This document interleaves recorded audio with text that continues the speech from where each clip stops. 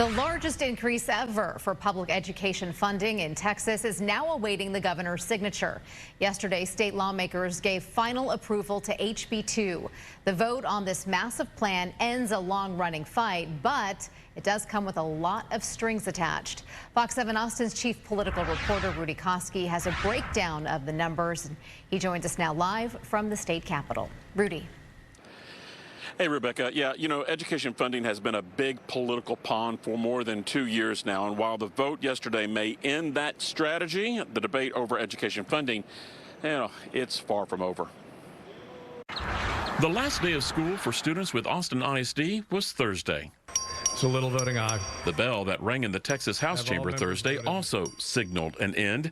The final vote was taken on HB 2, an $8.5 billion funding plan for a public school system that has struggled under previous funding formulas. Satisfying all of those needs is an incredible undertaking, and I believe that this version of House Bill 2 before you now meets that moment. About half of the money, $4.2 billion, goes to pay and retention.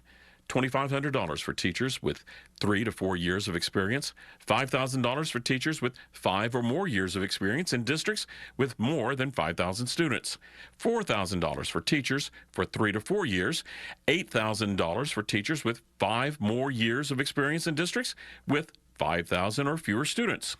There's also a $500 million breakout for support staff pay raises. Entry-level teachers, counselors, librarians, nurses, custodians, bus drivers, and other support staff. Certainly didn't have to happen this way. Harvey Kronberg with the Quorum Report noted how teacher pay was used as a political hostage by Governor Greg Abbott in the fight over school choice, then used as leverage in the debate over banning THC products by Lieutenant Governor Dan Patrick. Final passage of HB 2 may still bring some political fallout. So the philosophical difference is, do you trust the local school boards or do you trust the legislature? And I'll leave that to the public to decide.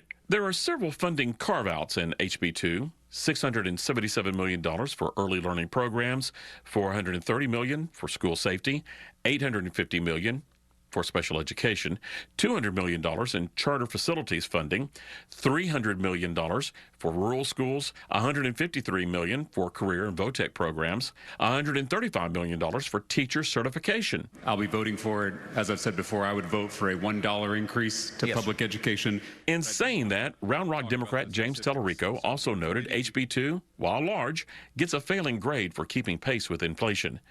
There's also questions about creating a new $1.3 billion allotment for basic costs. That's money for insurance premiums, retirement costs, utilities, transportation. HB 2 certainly is a mixed bag for public education advocates like Heather Sheffield. It is great news. It's amazing. However, we just still have some concerns. Sheffield, who is with the Association of Texas Professional Educators, spoke with me about those concerns. It really hamstrings the way that districts can spend the money because it was given in such a way that it must be spent in certain areas. And so it does complicate matters a little bit. So what's the next step? Well, I think, unfortunately, we're going to see some things happening in the interim with districts having to cut their budgets. And again, because 86% of most district budgets are staff, I think we're unfortunately going to see some staff reductions and more school closures around the state. Is there a little bit of a bear trap in this, and that's the property taxes? A lot of the allotments are also tied to a raise in property values. And if there is not a raise in property values, we're going to have an issue there too.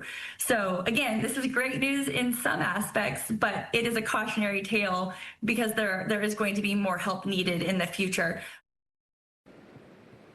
Yeah, certainly a lot of unanswered questions. And speaking of that, the Senate and House, the members there spent much of the day working on legislation that's been amended, also legislation that remains in conference committee, among them HB 4. That's the one that would throw out the STAR testing, replace it with something else. There's a big battle going on in regards to what will STAR testing be replaced with, or if it will just pretty much stay the same.